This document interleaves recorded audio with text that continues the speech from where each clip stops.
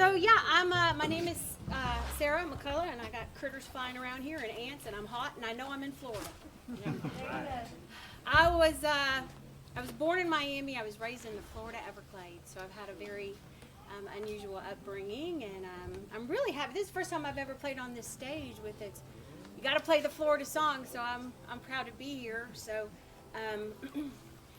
I need to start writing more Florida songs, though, so I'm a little bit nervous about my set list. You might hear me talking a little bit more than singing songs, but anyway, I got stories to tell. And if I run out of stories to tell, I'll just start lying. You're a Florida girl, so any song you write is a Florida song. Yeah, okay. So, yeah, I just wanted to start out with a song that I wrote about my dad. My dad was an interesting guy. He, in the mid-1970s, moved his family out to an unincorporated part of Collier County. We didn't even have electric the first 2 years that we lived on the property. I wasn't born yet. My sister was there. They brought us out, like, right out of the hospital, right out into the sawgrass prairie of what is now part of Big Cypress National Preserve. If you're heading across Alligator Alley, you know where the truck stop is, the one gas station? Okay. I grew up about 15 miles from there. So in the middle of, now we have like a little exit that you can get off, but when I was a kid, used to just turn off I-75 off of a dirt road and go up 10 miles up that dirt road, and we were home. So my dad had a sawmill. Not only did he have a sawmill, he was a logger lumberman, so he would go back into the swamp and get mainly cypress, some pine, some oak, but his main, the main wood that everybody wants. Cypress is a beautiful, beautiful, beautiful wood. Yeah, she's nodding her head. Not many cypress mills left in Florida. No. Are there any? I don't even know. This was a long time ago. And bugs don't like it. Well, now things have changed, and he was in the my father died young, and he was in the middle of kind of losing his sawmill business to the state coming in, and we'll get into that later on in the set list because I have some songs about kind of the encroachment of the government into Everglades. But anyway, I'm going to start with a song called Sawmiller's Daughter. This is my producer, Jim Bickerstaff, and we did a couple albums together, and this was the title track off the first one we did. It's called Sawmiller's Daughter. 1, 2, 3, 4.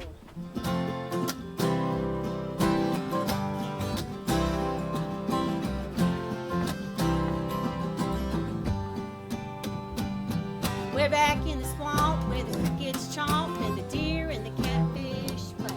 Lived a sawmill man on a piece of land, raising his family.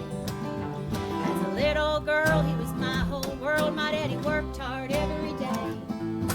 Chased the hogs, milled the logs, make that saw blade spin a well. My daddy was a working man back in high water. I'm just a product of the man's sawmill.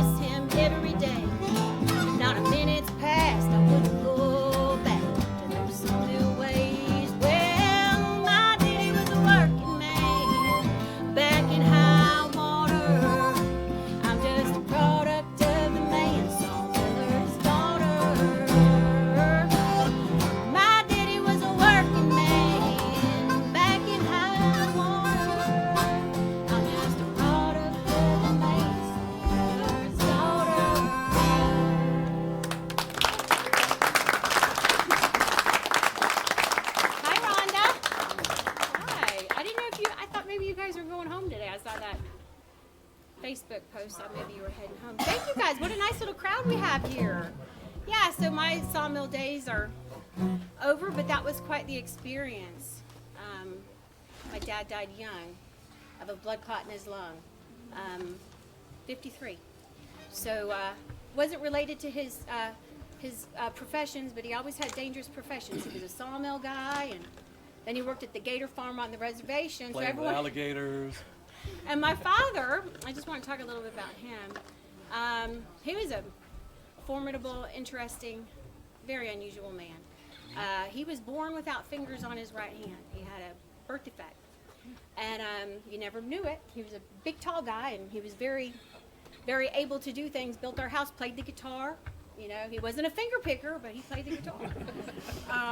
Anyway, and he would laugh at these things too. But anyway, he had his share of stress with the government coming in and taking over. Like I said, the area that I grew up in is now what's part of Big Cypress National Preserve.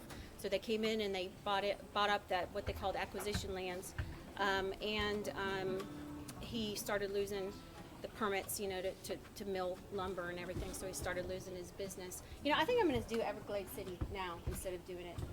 Okay, just switching the set list. Because the next song I want to go into is a song called Everglades City 1985. This is a super, it's close to my heart. It won the Will McLean Songwriting Contest this year, so I was proud of that.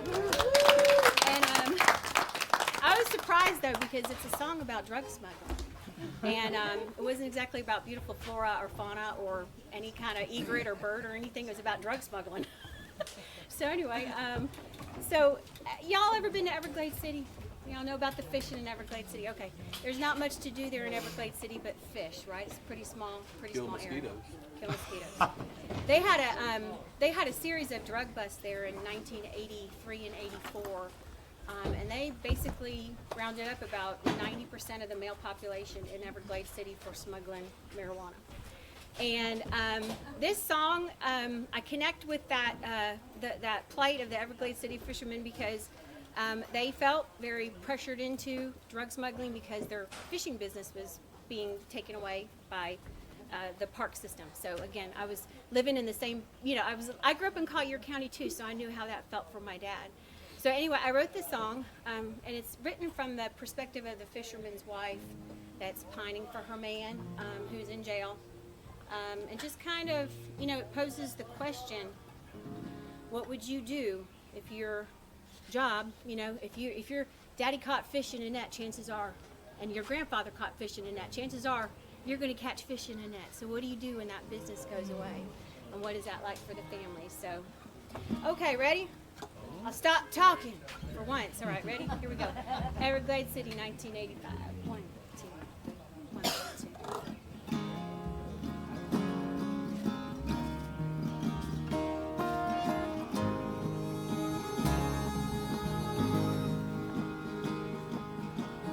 2. Everglades City, 1985.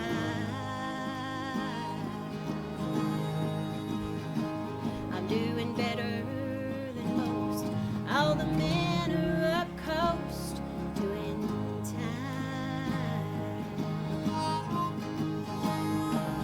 The DEA came and hauled them away. I ain't seen a thing's what he told me to say. My old man told me to say.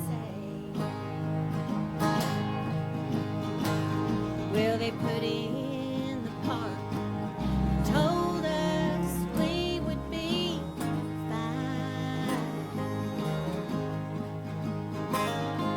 that we could still hunt and fish, but the government lied. Now you can't expect a good man just to stood when he needs a job, and there's one to do. There's a good one to do.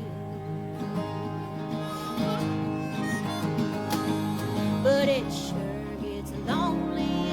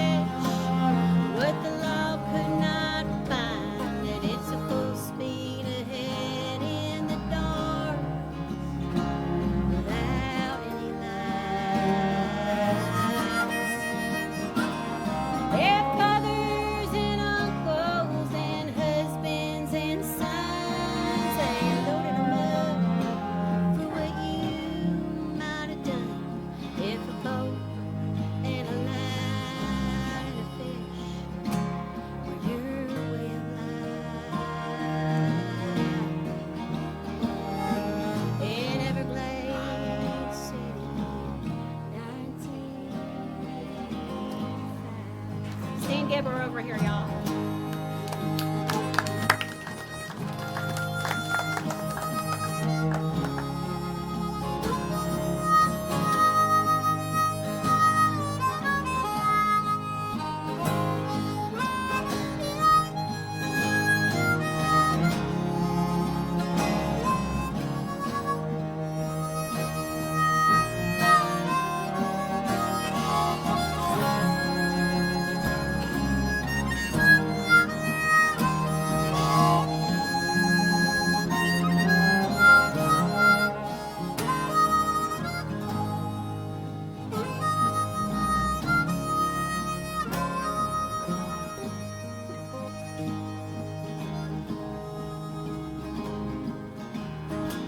I went to see him in last July.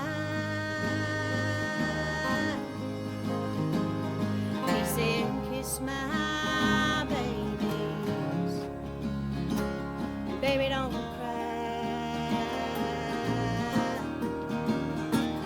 I'll get out of here and we'll get out of there. I'll find me a job that won't disappear. Then I won't have to disappear.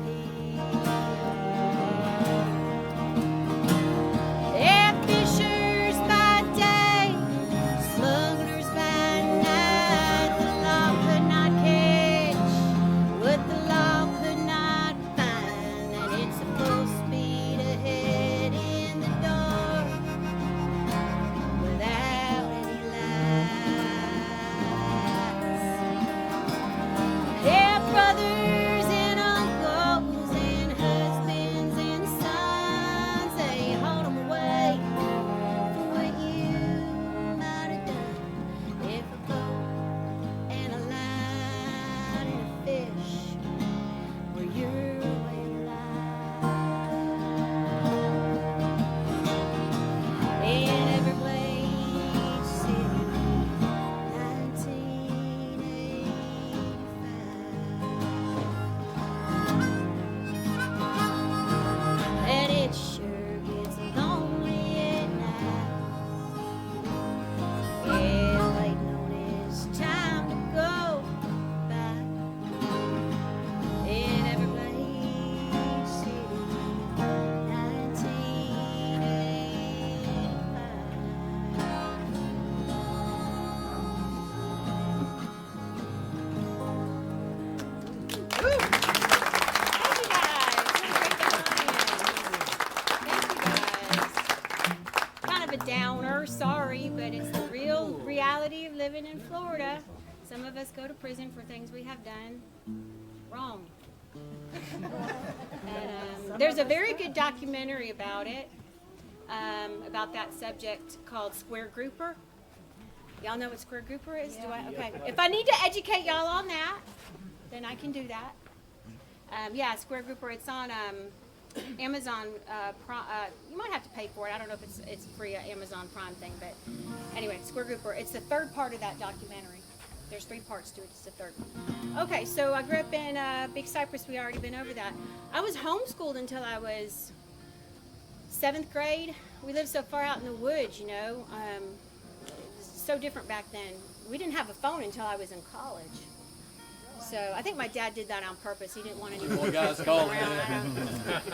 I said, them girls are hard to find out there in the swamp, Lenny. Hey, I've raised boys and girls. I'm telling you, boys are much easier. Yeah. So, bless my mom's heart. I tell you, my mom, she was so wonderful to be all the way out there with my dad in those woods. And anyway, so my mom is this angelic person. She's home with my son this weekend, helping me with my son. She taught us at home. My parents were hippies. They dropped out of society, but my mom got her teaching degree before she dropped out of society. So they moved to the swamp, and she homeschooled us till we were in 7th grade.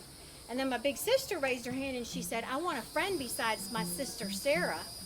So I was sad about that, but at the same time, we knew we had to go out into the world eventually, right? So we started getting on the bus early in the morning on the reservation. We drove with the Seminole kids up to Clewiston. Y'all know where Clewiston is? Right on the Sugar Town, right? U.S. Sugar is there. So I spent a lot of time in Clewiston as a kid. It's kind of like my adopted hometown, and I fell in love with country music. My parents were not country music fans. They liked, the standard Willie Nelson and all of that, but they weren't country music fans. But I learned about country music in Clewiston, and it rubbed off on me, let's say. And this song I wrote about Sugartown, aka Clewiston, Florida. I was living up in snowy Buffalo, New York for a little stint, and I was pretty homesick.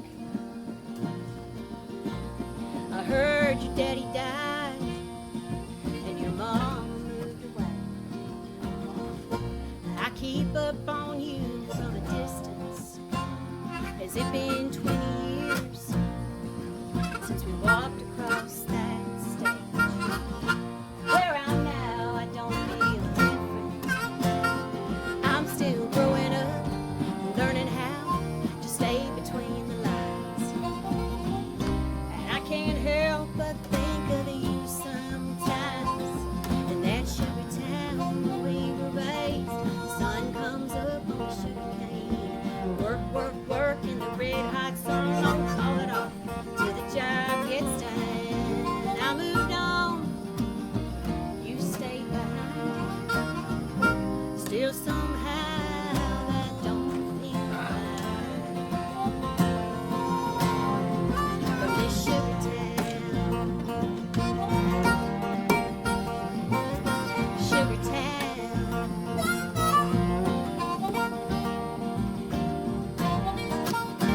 they still got the factory and the levee on the lake, and your brother's fixing cars just off the highway. Now there's a big box store where we used to go and park, but if I could, I'd have it my way. They're still raising cane there on Friday night. Them Okeechobee boys still look more refined. In this sugar town where we were raised, the sun comes up on the sugar cane. Work, work, work in the red hot sun, don't call it off till the job gets done. Now moved on, you stayed behind. Still somehow that don't feel right. From this sugar town, sugar town.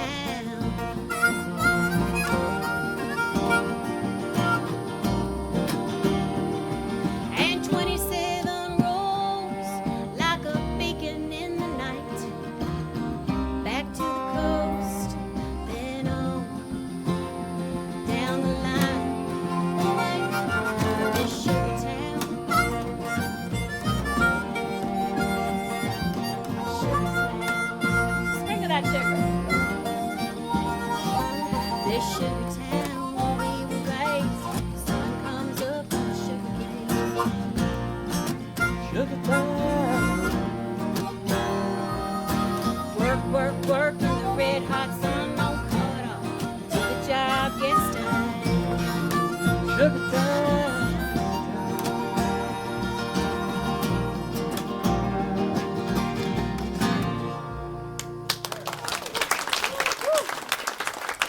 Alrighty. Thank you guys. I feel like I've taken you on a tour of South Florida. I tell you what, South Florida is so different than North Florida. Yes. Isn't it? It is. Or even Central Florida. I'll tell you a funny story. It was just a goofy thing I did. I got here on Thursday night late. I live in Broward County. I live in Fort Lauderdale now. I don't live in the woods anymore. Sorry to disappoint you, but I don't live in the Everglades anymore. I visit a lot. But anyway, I had a 6-hour plus drive with stops, so I get up here, I'm exhausted. I blew through the door at the registration office over here for artists to check in, and they said, "Oh, we're happy you're here. Where are you coming from?" And I said, "Florida." And I just wasn't even thinking, and they kind of looked at me. I said, "South Florida." I was tired because it just feels like, I feel like Forrest Gump. I get in that car and I'm just driving and driving and driving. Okay, we got one more song for y'all. Jeannie, if you want to come up here on this one, you can. We got Jeannie Fitchin in the audience. Yeah. So I'm going to do a little plug for Jeannie's finale. Jeannie Fitchin here. How many years have you been doing this festival, Jeannie? 59. Okay. Which is pretty good to be 39 years old. Yeah. That's amazing. Yeah. She's 39 and holding, like you said. Doubled up in 2 years. So we did an album we released in May called Driving Me Home, and Jeannie was so kind to me through that whole process, and we did some recording at her house, and she got to sing on it, which was totally great. It was so thrilling. It was a couple songs she did, and this is one of them. It's called the Mermaid Song. So here's my last Florida song. I was reading about mermaids last night on Wikipedia to try to come up with stuff about Florida and mermaids. Did you know Wikiwachi is a Seminole word? It means little spring. Okay, so I'm just trying to plump up my Florida song here because it's a song about mermaids. I don't want Frank Thomas coming out from behind a tree telling me that I'm not allowed to sing. It wouldn't be Frank, it'd be Ann. I'm all scared. I'm just now getting my name in Florida folk. I don't want to go backwards. Okay. Frank would say, "I'll let it go." But he would take the capo. At least we didn't bring an What if iPad, it were a right? rainbow capo? Would you still take it? It doesn't matter. He don't like capo. Okay. So if you come to the finale tonight, you might hear this song again, but you're hearing it now. So it's called the Mermaid Song. So real quick, I don't know how much, I've lost track of time, but anyway, real quick, I have a guitar player that I play with a lot called Rayford Stark. He couldn't be here today, but he said to me one day, he said, Sarah, you should do that song, Silver Dagger. Y'all ever heard that Silver Dagger? It's an old folk traditional song. Joan Baez had a hit with it like in 1965 or something. Anyway, a lot of people have done it. I think it's public domain, not even a copyright on it. He said, you should sing that song. So I listened to it. It's about a scorned woman who will not let her daughter marry. And the version I listened to was Dolly Parton, so I quickly decided I was not going to do a better version than that. So I decided not to cover the song, but the theme of the scorned woman had sunk into my subconscious somehow. And so this mermaid song is about a mermaid that's guarding a treasure, a promise to her mother that she made. She's just an intense little mermaid, and I like her. Most of them are. I like her. She's kind of, I call her my uptight mermaid. But she's loyal and she's hardworking, so I like to think a little bit of myself as in this song. So, how does it start, Jeannie? I don't even know my own song. Ready? 1, 2, 3, 4.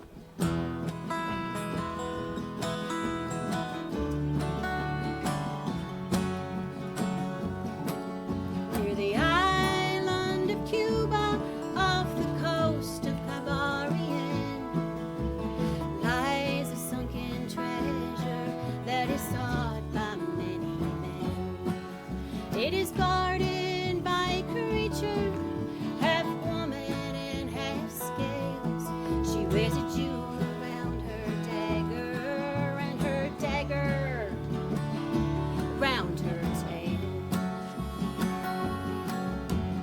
Mother was a siren, a maiden of the sea. Her father was a sailor who vowed to set them free. But her father broke his promise, so she sleeps among the clams with a promise to her mother. Guard against all men. There she goes, there she goes, disappearing beneath the watery depths below. There she goes, there she goes, guarding treasure that only she will know.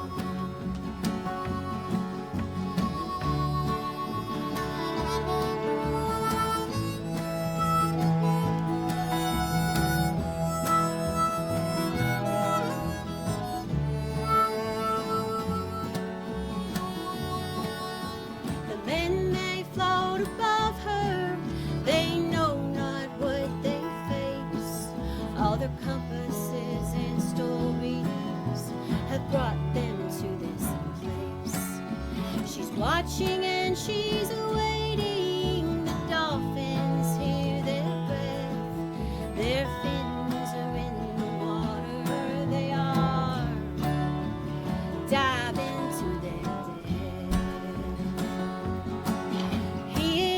captured by her beauty and caught in deep surprise.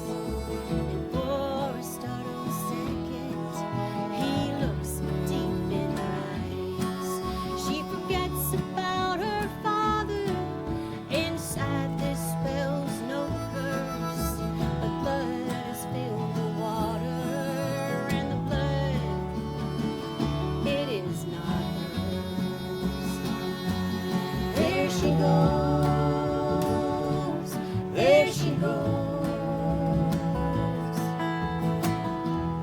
disappearing 'neath the watery depths now. There she goes.